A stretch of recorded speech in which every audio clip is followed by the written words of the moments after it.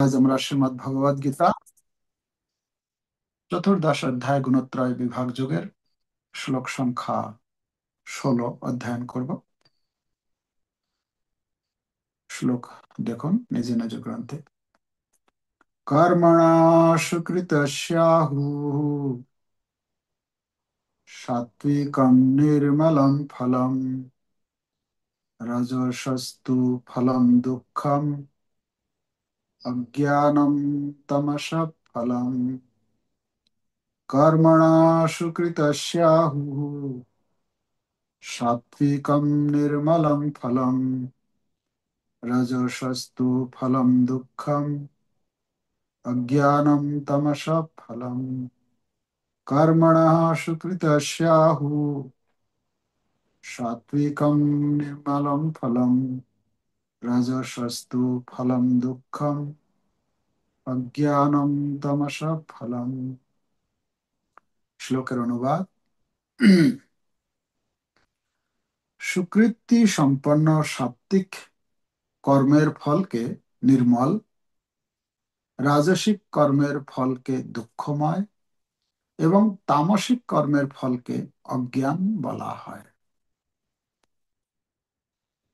তো পরপর যে আমরা তিনটি গুণের সম্বন্ধে আলোচনা করছি, ভগবান শ্রীকৃষ্ণ বর্ণনা করেছেন সত্যগুণ, রজগুণ, তমগুণের লক্ষণ, এবং তার পরবর্তীতে আমরা শ্রবণ করেছি সত্য, রজ, তমগুণের ব্যক্তির গতি গতি সম্বন্ধে বর্ণনা করেছেন।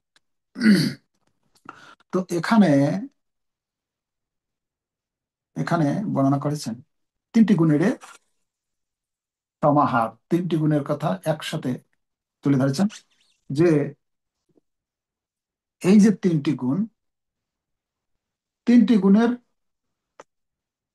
ফল কি সেটা কথা বলছেন। ফল কি? সাত্বিক গুণের ফল হচ্ছে নির্মল, রজগুণের ফল দুঃখময়, আর তমগুণের ফল অন্ধকার।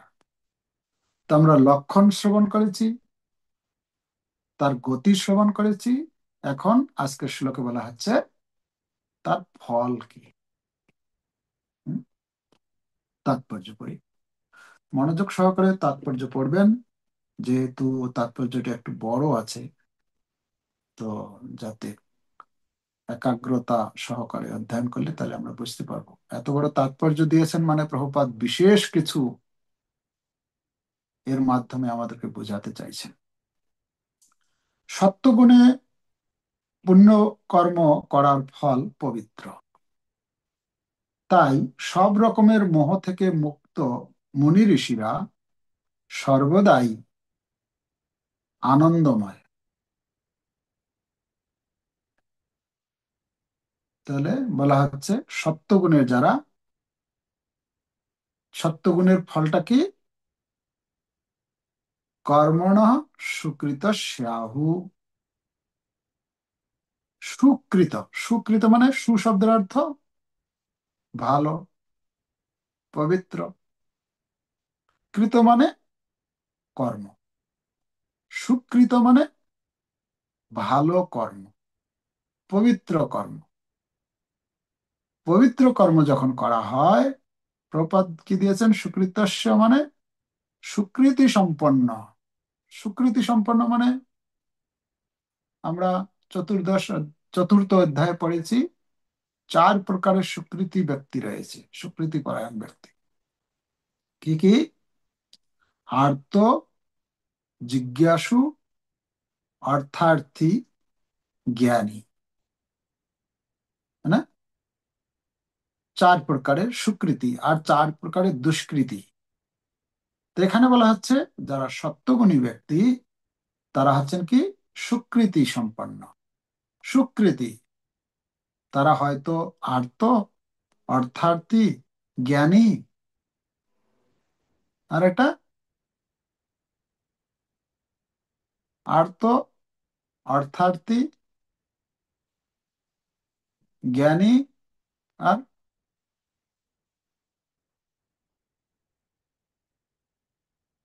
চতুর্বিধা ভজন্তে মাম জনাহ সুকৃতি অর্জুন, আর্ত জিজ্ঞাসুর অর্থার্থী, জ্ঞানী চ ভরতর্ষভ।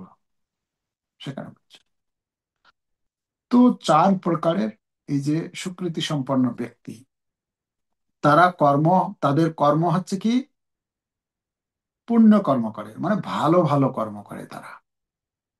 কেন ভালো কর্ম করতে পারে? না, তাদের যে ভাবনা, তাদের চেতনা শুদ্ধ যেহেতু, তো শুদ্ধ চেতনা যখন থাকে তখন আমরা ভালো কর্ম করব। যখন চেতনা আমাদের কলুষিত থাকে তখন আমরা নির্মল পবিত্র কর্মের দিকে আমাদের মন যাবে না, তাই না? তো এখানে সে কথা বলছেন যে সত্যগুণে পুণ্য কর্ম করার ফল পবিত্র। সত্যগুণে পুণ্য কর্ম করার ফল পবিত্র কেন? না, তার চেতনাটা সবসময় পবিত্র থাকে। আর পবিত্র চেতনায় যখন, তখন যা কিছু করে সেটা ভালোই করে। কি জোরপূর্বক সে, তার যদি পরিস্থিতিও আসে যে তাকে মিথ্যা বলতে হবে, এরকম ধরনের কিছু কার্য করতে হবে, তার মন একদম চাইবে না। সে মনে করবে যে আমি মরে যাই, তবু আমি এই অন্যায় কাজ করব না, অন্যায় কাজ করতে পারবো না, আমি, আমার দ্বারা হবে না, এরকম তার ভাবনা থাকবে। তো এই জন্য বলছেন, তাই সব রকমের মোহ থেকে মুক্ত মনি ঋষিরা সর্বদাই আনন্দময়। সত্যগুণের লক্ষণ হচ্ছে কি, সে আনন্দ, খুশিতে থাকে। মনি ঋষিগণ, এখানে মনি ঋষিদের কথা বলছেন। এই মনি ঋষিরা যারা সত্যগুণে, তারা এই মোহ থেকে যেহেতু মুক্ত থাকে, তাই তারা সবসময় আনন্দ অনুভব করে। এই জগতের যে দুঃখ কষ্ট জ্বালা যন্ত্রণা যে রয়েছে, সেগুলি তাদের জীবনেও আসে, কিন্তু আসলেও তার দ্বারা সে প্রভাবিত হন না। দুঃখ কষ্ট সবার জীবনে আসে, সে কি, মানে সাধারণ লোক হোক,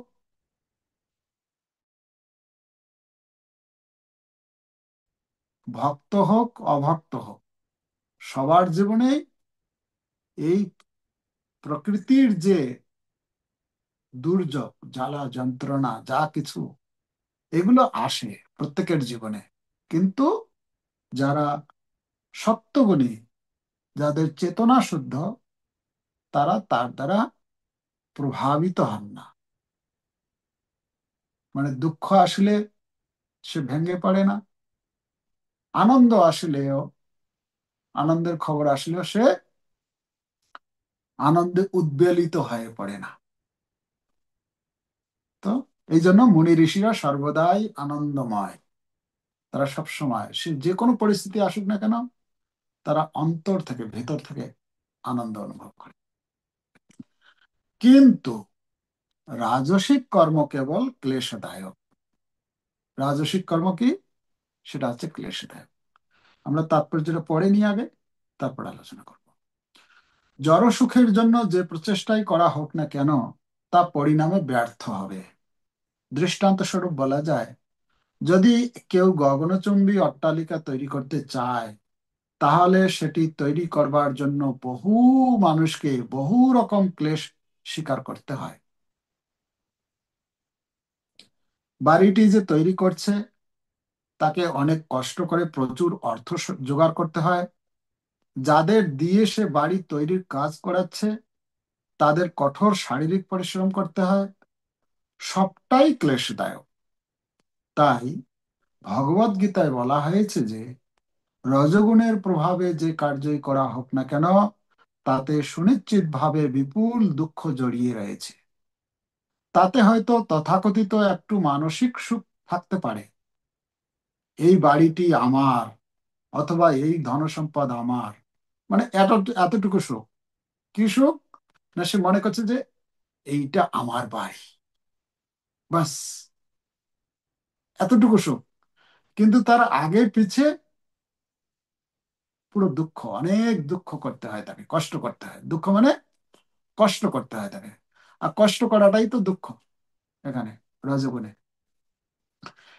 কিন্তু এটি যথার্থ সুখ নয়, তমগুণের দ্বারা প্রভাবিত। এবারে রজগুণ সম্বন্ধে বলা হলো, এবার তমগুণ সম্বন্ধে বলছেন প্রভুপাদ। তমগুণের দ্বারা প্রভাবিত হয়ে যে কর্ম করে সে অজ্ঞান, এবং তার কর্মফলের ফলস্বরূপ সে বর্তমানে দুঃখ ভোগ করে এবং ভবিষ্যতে পশু জন্ম প্রাপ্ত হয়।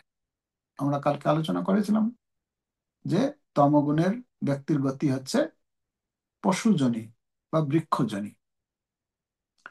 পশু জীবন সর্বদাই দুঃখময়, পশু জীবন দুঃখময়। তার থাকার জায়গা নেই, হ্যাঁ, খাওয়ার জন্য তাকে কত ঘুরে বেড়াতে হয় কত জায়গায়, হ্যাঁ।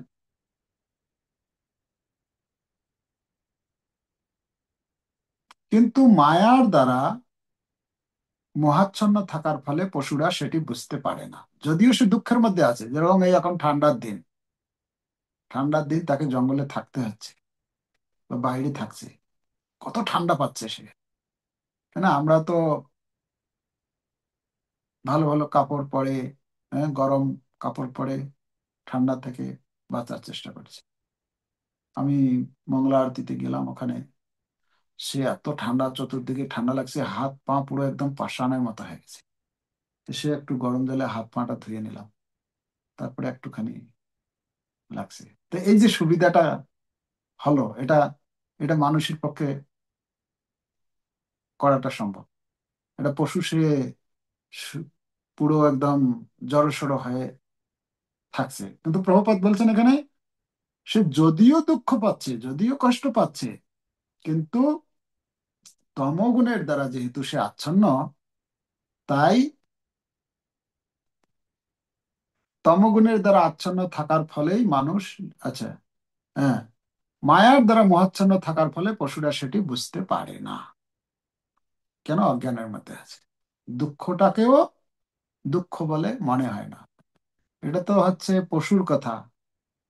এই দ্বিভু দ্বি দ্বি দ্বিপদ পশু রূপে মানুষদের মধ্যে কখনো কখনো দেখা যায় দুঃখের মধ্যে থাকলেও সেই দুঃখটাকেই সুখ বলে মনে করছে। শিলা প্রভুপাদ উদাহরণ দিয়েছেন, গাধা, গাধা সে গাধীর পিছনে সে তার সঙ্গ সুখ ভোগ করার জন্য যায়, আর সেই গাধা তাকে এমন ভাবে লাথি মারে, তো এত জোর লাথি মারে সে হয়তো রক্ত বেরিয়ে যায় এরকম, কিন্তু সেই গাধা মনে করে ও, ওই সে গাধী আমাকে কত আদর করছে, ভালোবাসা দিচ্ছে। প্রপাত বলছেন এটা হচ্ছে পশু বুদ্ধি। মানে সে বুঝতে পারছে না তাকে যে এত লাথি মারছে, সে মনে করছে আদর করছে আমাকে। তো এই যখন আমরা অজ্ঞানের মধ্যে থাকি, দুঃখ যদি আমাদের জীবনে আসেও, দুঃখের মধ্যে থাকি, তাও আমরা সেই দুঃখটাকে দুঃখ বলে মনে করি না, দুঃখটাকেই সুখ বলে মনে করে সেটাতেই আমরা ডুবে থাকি। তমগুণের দ্বারা আচ্ছন্ন থাকার ফলেই মানুষ নিরীহ পশুদের হত্যা করে। পশুঘাতক জানে না যে ভবিষ্যতে সেই পশুগুলি উপযুক্ত দেহপ্রাপ্ত হয়ে তাদের হত্যা করবে। যারা পশু হত্যা করে তাদেরকে এখান থেকে শিক্ষা নিতে হবে যে সেই পশু আমাকে আবার হত্যা করবে। সেটা আমরা নারদ মুনি ওই প্রাচীন বহির্সাধকে যখন উপদেশ দিচ্ছিলেন, তখন আমরা দেখেছি নারদ মুনি বলছেন যে যে সমস্ত যজ্ঞ করেছ তুমি, সেই সমস্ত যজ্ঞে যে পশু বলি দিয়েছ, সেই পশুগুলি অপেক্ষা করছে উপরে কখন তোমার মৃত্যু হবে, আর তারা সবাই মিলে ধরে তোমাকে, তোমার গলা কাটবে। তারা অপেক্ষা করে আছে। নারদমণি তার যোগশক্তির প্রভাবে সেটা দেখিয়েছিলেন যে দেখো, তারা অপেক্ষা করে আছে, তুমি যাদেরকে হত্যা করেছো সেটা তো যজ্ঞই করেছে, আর এমনি নিজে খাওয়ার জন্য যারা করছে তাদের তো আর কি গতি হবে, কল্পনা করা যায়? যারা নিজের রসনা তৃপ্তির জন্য এই পশু পশু হত্যা করছে, পশু পাখি গলা কাটছে, তাদের কি গতি হবে? এটা জাস্ট কল্পনা করুন। হ্যাঁ, এখানে সাবধান বাণী দিচ্ছেন এই জন্য যে ভবিষ্যতে সেই পশুগুলি উপযুক্ত দেহ প্রাপ্ত হয়ে তাদের হত্যা করবে। সেটি প্রকৃতির নিয়ম। যেমন কর্ম তেমন ফল। প্রকৃতির নিয়ম। এটা এটাই প্রকৃতির নিয়ম। মানব সমাজে কেউ যদি কোনো মানুষকে হত্যা করে, তখন তাকে ফাঁসি দেওয়া হয়। মানে হত্যার বদলা নামটা চেঞ্জ করে দিচ্ছে। মানে আইনের মাধ্যমে তাকে যে ফাঁসি দিচ্ছে, ওইটা হত্যা করা বলা হচ্ছে না। একজন ব্যক্তি যদি, একজন মানুষ যদি আরেকজন মানুষকে মেরে ফেলে, হত্যা করে, তাহলে তার জন্য কি দেওয়া হয়? তাকে তাকে ফাঁসি দেওয়া হয়। দেওয়া হয় তো। তো সেই পাপ থেকে মুক্ত করার জন্য তাকে সাজা দেওয়া হয়। তাহলে এই মানব সমাজে যদি আমরা দেখি, একজন যখন একজনকে হত্যা করে, বা কয়েকজন মিলে যদি একজনকে হত্যা করে, তাহলে কয়েকজনের ফাঁসি হয়ে যায় একসাথে। হয় কি না? এটা আমরা দেখতে পাই। তাহলে মানব সমাজে সাধারণ বিচারে এই নিয়মের মধ্যে যদি এটা হতে পারে, তাহলে যাদেরকে আমরা কেটে কেটে গলা কাটছি যাদের, তো তারা কি, সেটার ফল কি তার থেকে আরো কঠিন হবে? তাই না? কেন? সেটা হচ্ছে ভগবানের নিয়ম, প্রকৃতির নিয়ম। সেখানে কোনো রকম বাঁচার কোনো উপায় নেই। এই জগতে হয়তো কখনো কখনো দেখা যায় একজন আরেকজনকে মেরেছে, তারপরেও সে টাকা পয়সা দিয়ে কেসকে ঢিসমিস করে ঘুরে বেড়াচ্ছে। কিন্তু ওইখানে কোনো কিছুই চলবে না প্রকৃতির নিয়মে। তাই বলছেন এখানে যে সেটি রাষ্ট্রের নিয়ম। কোনটা রাষ্ট্রের নিয়ম? একজনকে হত্যা করলে তাকে ফাঁসি দেওয়া হয়। অজ্ঞানতার ফলে মানুষ বুঝতে পারে না যে পরমেশ্বরের দ্বারা নিয়ন্ত্রিত একটি পূর্ণ রাজ্য আছে। প্রতিটি প্রাণী পরমেশ্বর ভগবানের সন্তান, এবং একটি পিঁপড়া হত্যা করা হলেও সেটি তিনি বরদাস্ত করেন না। ভগবানের সন্তান, প্রত্যেকটি জীব হচ্ছে ভগবানের সন্তান। তো বাবা কখনো চাইবে না কোনো একটা ছেলে, হয়তো আহ, সে হয়তো বড় ছেলেগুলোর মতো অতটা উন্নত নয়, বুদ্ধিমান নয়, শক্তিমান নয়, রূপবান নয়, ধনবান নয়, দেখতে একদম কুৎসিত হতে পারে, কিন্তু তারপরেও বাবা জানে এটি আমার সন্তান। তো সেই সন্তানটিকে যখন অন্য ভাইয়েরা যদি দুঃখ দেয়, কষ্ট দেয়, তাহলে কি বাবা কি সেটা সহ্য করে? সহ্য করতে পারে? সহ্য করতে পারে না। তো প্রকৃতিতে যত জীব রয়েছে, প্রত্যেকটি জীবই হচ্ছে ভগবানের সন্তান। তো ভগবানের সন্তান হওয়ার কারণে ভগবান কখনো এটা মঞ্জুর করবে না যে এই একটা বড় ভাই একটা ছোট ভাইকে, একটা পিঁপড়াকে, প্রভুপাদ এখানে বলছেন একটা পিঁপড়াকেও যদি হত্যা করা হয়, আমরা তো কিছু মনে করি না। পিঁপড়া, মশা, মাছি, আমি দেখেছি অনেককে মশা দেখলেই ফট করে মেরে দেওয়ার চেষ্টা করে। আর কেন মারছে ওকে? মানে ওটা ওটা কোনো মনেই করে না যে ওটা একটা পাপ। তো আমাদেরকে, যখন কেউ একজন ভক্ত হয়, তখন তার ভেতরে এই ভাবনা উৎপন্ন হয় যে প্রত্যেকটি জীব হচ্ছে ভগবানের সন্তান। প্রত্যেকটি জীবের বেঁচে থাকার অধিকার রয়েছে। সেই অধিকারে আমি হস্তক্ষেপ করতে পারি না। যদি আমি হস্তক্ষেপ করছি, তার মানে আমাকে সাজা প্রাপ্ত হতে হবে। ঠিক আছে? তাহলে এই কথাটা যদি আমি ভেতরে অনুভব করি, আমার আমি যদি উপলব্ধি করতে পারি, তাহলে কি আমার মন চাইবে যে আমি এটা গলা ধরে কেটে দেব? ইচ্ছা হবে? কখনো ইচ্ছা হবে না। কিন্তু অজ্ঞানতার কারণে এটা হয়। এটা তমগুণী যখন কেউ একজন থাকে, তখনই আর একটা জীবকে সে হত্যা করতে পারবে। যতক্ষণ পর্যন্ত সে সত্যগুণে থাকবে, ততক্ষণ পর্যন্ত কিছুতেই সে কোনো প্রাণীকে হত্যা করতে পারবে না। আচ্ছা, সেই জন্য আমাদের মাসুল দিতে হবে। যদি আমরা হত্যা করি, তার জন্য আমাকে মাসুল দিতে হবে। তাই রসনা তৃপ্তির জন্য পশু হত্যা করা নিকৃষ্টতম অজ্ঞতা।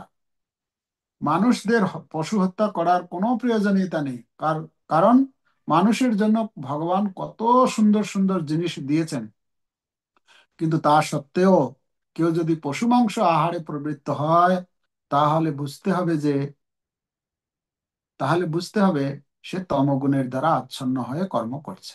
তমগুণের যতক্ষণ আচ্ছন্ন না হবে, ততক্ষণ পর্যন্ত এরকম কর্ম করতে পারবে না। সে কোনো পশুকে হত্যা করতে পারবে না। তারপরে বলছেন, তার ভবিষ্যৎ অত্যন্ত অন্ধকারাচ্ছন্ন করে তুলছে যে পশু হত্যা করছে। যদি একবার করেছে, সেটাই তো তাকে ফাঁসিতে চড়ানো হবে। ফাঁসিতে চড়ানো মানে তাকে সেই পশু আবার কাটবে। মাংস বলা হয়। মাংস মানে মাম স। মাম মানে আমাকে, স মানে সে। আমি যেরকম তাকে কাটছি, পরবর্তীতে সে আমাকে কাটবে। আমি এখন যাকে খাচ্ছি, পরবর্তী জীবনে সে আমাকে খাবে। মাংস, তাই না? আমাকে সে খাবে। তো এখানে বলছেন যে কিন্তু তা সত্ত্বেও যদি কেউ পশু মাংস আহারে প্রবৃত্ত হয়, তাহলে বুঝতে হবে যে সে তমগুণের দ্বারা আচ্ছন্ন হয়ে কর্ম করছে এবং তার ভবিষ্যৎ অত্যন্ত অন্ধকারাচ্ছন্ন করে তুলছে। সব রকম পশু হত্যার মধ্যে গোহত্যা সবচেয়ে জঘন্যতম কার্য। কারণ দুগ্ধ দানের মাধ্যমে গাভী আমাদের সব রকমের সুখ প্রদান করে থাকে। গোহত্যা সব রকমের পাপ কর্মের মধ্যে সবচেয়ে নিকৃষ্টতম অপরাধ। গোহত্যা যারা করছে, মানে এরা একদম পুরো তমগুণের ঘোরতম অন্ধকারের মধ্যে রয়েছে, তবে সে একজন গোহত্যা করতে পারে। কল্পনা করা যায় এই কথাগুলো যদি আমরা চিন্তা করি, বিচার করি, তাহলে মানে মানে যা আমরা দেখছি, এগুলোকে মানে মেনে নেওয়ার মতো না, সহ্য করার মতো না।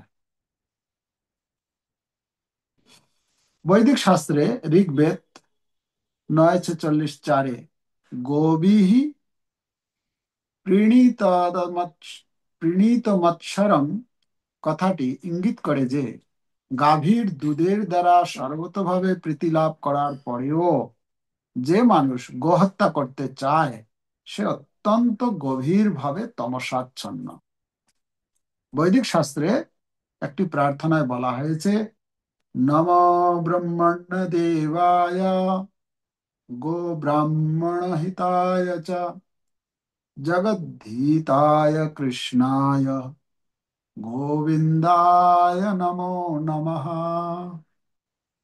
হে কৃষ্ণ, হে গোবিন্দ, তুমি গাভী ও ব্রাহ্মণদের হিতাকাঙ্ক্ষী এবং তুমি সমগ্র মানব সমাজ ও সমগ্র জগতের হিতাকাঙ্ক্ষী। তোমাকে প্রণাম করি। এটা বিষ্ণু পুরাণে এই মন্ত্রটি রয়েছে। এই প্রার্থনার তাৎপর্য এই যে গাভী ও ব্রাহ্মণদের রক্ষা করার জন্য বিশেষভাবে উল্লেখ করা হয়েছে। ভগবান গাভী এবং ব্রাহ্মণদেরকে রক্ষা করেন এবং গাভী এবং ব্রাহ্মণদের অত্যন্ত প্রিয়, ভগবানের প্রিয় হচ্ছেন গাভী এবং ব্রাহ্মণ। ব্রাহ্মণ সংস্কৃতির এটা হচ্ছে মূল ভিত্তি, গাভী এবং ব্রাহ্মণ। ব্রাহ্মণেরা আধ্যাত্মিক শিক্ষার প্রতীক এবং গাভীর দুগ্ধ সবচেয়ে মূল্যবান খাদ্যের প্রতীক। গাভী ও ব্রাহ্মণ এই দুই প্রকার প্রাণীদের সব রকম প্রতিরক্ষা বিধান করা উচিত। এখন বর্তমান যত দিন যাচ্ছে তত ব্রাহ্মণেরও অভাব হয়ে যাচ্ছে, সদ্গুণ সম্পন্ন ব্রাহ্মণ, গুণসম্পন্ন ব্রাহ্মণের অভাব, এবং গাভী হত্যা হচ্ছে, আর দুধও পাওয়া যাচ্ছে না।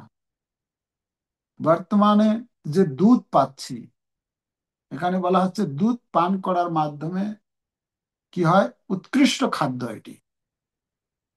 আমরা আহ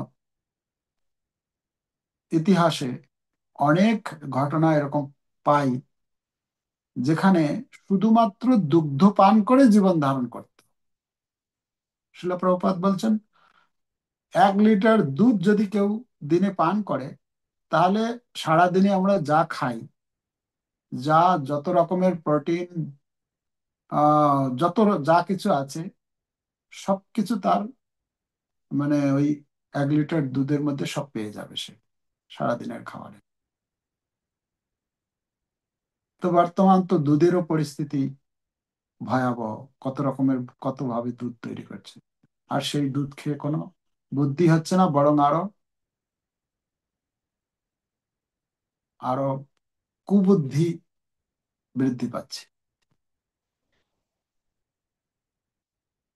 আচ্ছা, এখানে বলছেন তারপর, সেটি সভ্যতার উন্নতি। প্রকৃত উন্নতি কি? যদি ব্রাহ্মণ এবং গাভীদেরকে সুরক্ষা প্রদান করা হয়। শিল প্রভুপাদ এই জন্য এই ইসকন সোসাইটি তৈরি করেছেন, যাতে করে আমরা ব্রাহ্মণ তৈরি করতে পারি। প্রভুপাদ বলছেন আমরা ব্রাহ্মণ তৈরি করছি, ব্রাহ্মণের ফ্যাক্টরি ইসকন, তাই তো নাকি? একজন তমগুণ সম্পন্ন ব্যক্তিকে কি করে ধীরে ধীরে এই কৃষ্ণ ভক্তি যাজনের মাধ্যমে ব্রাহ্মণত্ব প্রদান করে থাকে, ব্রাহ্মণ দীক্ষা দিয়ে থাকে। হ্যাঁ, তো প্রভুপাদ বলছেন যে আমি চাই আমার সংস্থার সদস্যগণ যেন কমসে কম ব্রাহ্মণ স্তরে উন্নীত হয়। ব্রাহ্মণের যে গুণ, সেই গুণ যাতে অর্জন করতে পারে। ব্রাহ্মণের গুণ কি? সম দম তপ শৌচ ক্ষান্তিরার্জবমেব চ জ্ঞান বৈরাগ্য, কি আস্তিকম ব্রহ্ম কর্ম স্বভাবজম। 9টি গুণ ব্রাহ্মণের, ভগবদ গীতার 18 অধ্যায়ে বলা হচ্ছে। তো গুণগুলোকে অর্জন করবে ব্রাহ্মণ, সেটা হচ্ছে আদর্শ ব্রাহ্মণ। আচ্ছা, তারপরে আধুনিক মানব সমাজে আধ্যাত্মিক জ্ঞানকে অবজ্ঞা করা হয় এবং গো হত্যাকে প্রশ্রয় দেওয়া হয়। সুতরাং আমাদের বুঝতে হবে যে মানব সমাজ বিপদগামী হচ্ছে এবং তার নিজের উচ্ছন্নের পথটি প্রশস্ত করছে। বর্তমান যে জ্ঞান, যে যে শিক্ষা ব্যবস্থা, এই শিক্ষা ব্যবস্থায় কি করা হচ্ছে? এই শিক্ষা ব্যবস্থায় জ্ঞান প্রদান করা হচ্ছে না, অজ্ঞানকে আরো অজ্ঞানকেই আরো বাহবা দেওয়া হচ্ছে। স্কুল কলেজ ইউনিভার্সিটির যে বর্তমান যে শিক্ষা ব্যবস্থা, এটি কি করছে? এটি আমাদের সমাজকে এই শিক্ষার মাধ্যমে আরো অজ্ঞানতার মধ্যে তাদেরকে ডুবিয়ে দিচ্ছে। কি করে? যা স্কুল কলেজে শেখানো হচ্ছে, কি শেখানো হচ্ছে? কি করে আপনি ভালো করে ইন্দ্রিয় তৃপ্তি করতে পারবেন, কি করে আপনি পয়সা, ছল কপট বিভিন্ন পদ্ধতির মাধ্যমে কি করে আপনি পয়সা রোজগার করবেন, আর সেই পয়সা রোজগার করে আপনি কিভাবে ইন্দ্রিয় তৃপ্তি করতে পারবেন। আধুনিক যে উপকরণ সমূহ তৈরি করছে। এই জ্ঞান, আহ, এই জ্ঞানের দ্বারা সেগুলি কি কাজে লাগছে? শুধুমাত্র কি করে চেতনাকে কলুষিত করা যায়। এই জন্য শিল প্রভুপাদ এক জায়গায় বলছেন, আধুনিক যে শিক্ষা ব্যবস্থা, এটিকে আজকালকার ছেলে মেয়েদেরকে বলির পাঠা তৈরি করছে। প্রভুপাদ এরকম ভাষা ব্যবহার করেছেন এক জায়গায়। কেন? এই শিক্ষা ব্যবস্থার মাধ্যমে একজনকে ভগবান থেকে, আপনি চিন্তা করুন, দেখুন, যারা একটু শিক্ষা লাভ করছে, বিশেষ করে যারা একটু উচ্চ শিক্ষা লাভ করছে, তারা ভগবানকে আর মানে না। ভগবানের এই গীতা ভাগবত অধ্যয়ন এগুলো আর করতে চায় না। যদিও ইসকনকে ধন্যবাদ দিতে হবে, ইসকন, ইসকনের ভক্তরা এত দক্ষতার সঙ্গে সেখান থেকে, সেই সেই পরিস্থিতি থেকে কিছু কিছু ছেলে মেয়েদেরকে, হ্যাঁ, এই কৃষ্ণ ভক্তির পথে নিয়ে আসছে। কিন্তু কতজন, কত পার্সেন্টেজ আছে? খুব কম। তো এই জন্য কালকে আমরা আলোচনা করছিলাম, আমাদের এখানে একজন পাঞ্জাব থেকে একজন প্রভুজি এসেছেন, একসঙ্গে কালকে প্রসাদ পাচ্ছিলাম। তো উনি বলছিলেন, উনি একটা গুরুকুল খুলেছেন। তো কথা প্রসঙ্গে কথা হচ্ছিল। তো আমি বললাম, আপনি কি কি শেখাচ্ছেন, কিভাবে আহ, আপনি তাদেরকে ট্রেনিং দিচ্ছেন? তো বলছেন যে, আমি তাদেরকে স্কিল ডেভেলপ করার চেষ্টা করছি, তাদেরকে তাদের আহ, জ্যোতিষ শেখাচ্ছি, তাদের খ্যাতি শেখাচ্ছি, তাদের এই সব বিভিন্ন শিক্ষা প্রদান করছি, যার মাধ্যমে সে যখন বড় হয়ে, যখন বিবাহ করবে, সংসার করবে, তখন তার একটা মানে যে শিক্ষা সে লাভ করছে, তার মধ্যে থেকে যেটাতে সে মনে করবে যে হ্যাঁ, এটা করে আমি জীবন ধারণ, বিজনেস করতে পারবো, সেটা করতে পারবে সে। তো তার ভৌতিক যে বর্তমান যে সরকারের যে অনুমোদন প্রাপ্ত যে সমস্ত সার্টিফিকেট, সেটা থাকছে না। তো অনেক এই নিয়ে অনেক কথা আলোচনা হলো ওনার সঙ্গে। তো উনি বলছেন যে বর্তমান যে শিক্ষা ব্যবস্থা, উনি নিজে একজন ডক্টর। তো উনি বলছেন যে বর্তমান যে শিক্ষা ব্যবস্থা, এতে কি হচ্ছে, লোক অজ্ঞানতার দিকে আরো দ্রুত গতিতে এগিয়ে যাচ্ছে। তো যদি আমরা উনি বলছেন যে বর্তমানে কত ইঞ্জিনিয়ার, কত ডক্টর, কত সব যে বড় বড় ডিগ্রি নিয়ে পাশ করে বসে আছে, এদের জীবনটা কি হচ্ছে? সবাই শুধু পড়াশোনা করছে আর চাকরি চাই। সরকার চাকরি কোথা থেকে এত ম্যানেজ করবে? আর সব সময় আন্দোলন চালিয়ে যাচ্ছে, বেকার সমস্যা, হ্যাঁ, সরকার চাকরি দিচ্ছে না, আর সরকারের উপর দোষারোপ করছে। তো উনি বলছেন যে আমরা যদি স্কিল ডেভেলপ করতে পারি, দক্ষতা কোনো বিষয়ের উপর যদি তাকে একটা আগেকার যে গুরুকুল প্রথা ছিল, প্রত্যেকেই সব শিক্ষা দেওয়া হবে, তারপরে সে সেখান থেকে, গুরুকুল থেকে বেরিয়ে গিয়ে যে কোনো ভাবে সে জীবন ধারণ করার জন্য অর্থ উপার্জন করতে পারবে। হ্যাঁ, উনি বললেন যে এরকম আমার একজন বন্ধু আছে আমেরিকায়। উনি উনি ওনার সঙ্গে আলোচনা করছিলেন, বলছেন যে 4 পাস এই আহ, ব্যক্তিকে কি করছে, আপেল কোম্পানি তাকে নিচ্ছে তার কোম্পানিতে, এই আপেলের জিনিস তৈরি করার জন্য। কেন নিচ্ছে? বলছে যে এখন আর ডিগ্রি দেখছে না, দেখছে কি, তার দক্ষতা কতটা। একজন অনেক ডিগ্রি নিয়ে বসে আছে, যদি তার স্কিল না থাকে, যদি তার দক্ষতা না থাকে, তাহলে তাকে নিয়ে কাজ করতে পারবে না। কিন্তু যদি দক্ষতা থাকে, সে কম পড়াশোনা হলে কোনো অসুবিধা নেই, তার ডিগ্রি না থাকলেও চলবে। আর বর্তমান যে দিন আসছে, এআই, হ্যাঁ, আর্টিফিশিয়াল ইন্টেলিজেন্স যে যুগ আসছে, বিভিন্ন কোম্পানির মানে কি বলে স্টাফদের ছাঁটাই করা হচ্ছে। কেন? আর অত প্রয়োজন নেই, অত ইঞ্জিনিয়ারকে রাখার দরকার নেই, হ্যাঁ, অত স্টাফকে রাখার দরকার নেই। কেন? উনি ডক্টর, তো উনি বলছেন যে এখন ট্রিটমেন্টও এই রোবট এর মাধ্যমে করা হবে, করা হচ্ছে, শুরু হয়ে গেছে।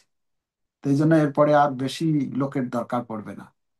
তা আমি বললাম যে তাহলে তো আরো বেকার সমস্যাটা তো আরো বেড়ে যাবে। প্রভুপাদ বলতেন যে এই যে গাড়ি জেসিবি যে এসেছে মাটি কাটার, তো কতজনের কাজটা সে একাই করছে, মানে কত শত শত লেবার যেখানে কাজ করতো ওই মেশিনটা, ওই জন্য প্রভুপাদ বলছেন ওই মেশিনটা হচ্ছে দানব, ওটাকে দানব বলা হয়। মানে কতজনের যে ভাত, কতজনের পেটকে সে মেরে দিয়েছে, তাই না? বেকার সমস্যা আরো বেড়েছে। তো কথা হচ্ছে এখানে যে আহ মানব সমাজ যে বিপদগামী হচ্ছে এবং তার নিজের উচ্ছন্নের পথটি প্রশস্ত করছে তারা। যে সভ্যতা মানুষকে পরবর্তী জীবনে পশুতে পরিণত হওয়ার পথে পরিচালিত করে, সেটি অবশ্যই মানব সভ্যতা নয়। বর্তমান মানব সভ্যতা অবশ্যই রজতম গুণের দ্বারা প্রভাবিত হয়ে মারাত্মকভাবে বিপদগামী হচ্ছে। এটি অত্যন্ত ভয়ঙ্কর যুগ এবং প্রতিটি রাষ্ট্রের কর্তব্য হচ্ছে মানব সমাজকে অবশ্যম্ভাবী ধ্বংসের হাত থেকে রক্ষা করার জন্য কৃষ্ণ ভাবনামৃতের সরলতম পন্থার প্রচলন করতে যত্নশীল হওয়া। যতক্ষণ পর্যন্ত একজন এই কৃষ্ণ ভাবনামৃত গ্রহণ না করছে, এই পথে না আসছে, ততক্ষণ পর্যন্ত তার জীবনটি অত্যন্ত ভয়াবহ। কিন্তু কে বুঝাবে? এটা বুঝানোর দায়িত্ব হচ্ছে আপনাদের। ঠিক আছে? যারা আপনারা যুক্ত হয়েছেন, যারা আপনারা এই প্রভুপাদের শরণে এসেছেন, যারা প্রভুপাদের গ্রন্থ অধ্যয়ন করছেন, প্রভুপাদের কৃপায় এই কৃষ্ণ ভক্তির আহ যাজন করার সুযোগ সুবিধা পেয়েছেন, আপনাদের দায়িত্ব, আপনাদের কর্তব্য হচ্ছে এই সমাজকে, মানব সমাজকে, একদম অন্তিম লাইনটা দেখুন, এটি অত্যন্ত ভয়ঙ্কর যুগ এবং প্রতিটি রাষ্ট্রের কর্তব্য হচ্ছে মানব সমাজকে অবশ্যম্ভাবী ধ্বংসের হাত থেকে রক্ষা করার জন্য কৃষ্ণ ভাবনামৃতের সরলতম পন্থার প্রচলন করতে যত্নশীল হও। কে করবে এটা? কে শিক্ষা দিবে? শিক্ষা দেওয়ার দায়িত্ব হচ্ছে আপনাদের, আপনার, আমার, প্রত্যেকের দায়িত্ব। আমরা যে যেখানে আছি সেখানেই যতটুকু সুযোগ আছে সেই সুযোগের জন্য সদ্ব্যবহার করি। আমরা যেন অপরকে এই পথে যেন এগিয়ে আনার জন্য যত্নশীল হই। কিভাবে হবে, কিভাবে হবে না, আপনি চিন্তা করুন কি করে একজনকে আমি কৃষ্ণ ভক্তিতে নিয়ে আসবো। তাকে শিল প্রভুপাদের এই এত সুন্দর সুন্দর কথা যদি কেউ অধ্যয়ন করে এই গীতা, তাহলে কি তার হৃদয়ে কি রেখাপাত হবে না? হ্যাঁ। তো এর জন্য আমাদের কি দরকার? তাদেরকে পড়ানো গীতা, তাদেরকে সংস্পর্শে নিয়ে আসা। যদি আমরা এটা করি, আমরা নিজেদের জীবনকে সার্থক করতে পারবো এবং অন্য জীবকে আমরা সহযোগিতা করব, যার মাধ্যমে প্রভুপাদ খুশি হবেন, আমাদের পূর্বতন আচার্যগণ খুশি হবেন, ভগবান আমাদের প্রতি কৃপা করবেন, আমাদের মনুষ্য জীবনকে আমরা সার্থক করব। তো আসুন আমরা সকলেই যাতে এই কৃষ্ণ ভক্তি নিজে অনুশীলন করি এবং অপরকে এই কৃষ্ণ ভক্তিতে নিয়ে আসার চেষ্টা করি। প্রভুপাদ বলছেন মানব সমাজকে অবশ্যম্ভাবী ধ্বংসের হাত থেকে রক্ষা করা, এটা কত বড় কাজ, তাই না? তো সকলে মিলে যে যেখানে আছেন চেষ্টা করবেন যাতে প্রচার করতে পারি। हरे कृष्णा कृष्ण कृष्ण हरे हरे, हरे राम राम राम हरे हरे। जगत गुरु शिल प्रभुपाद की जय।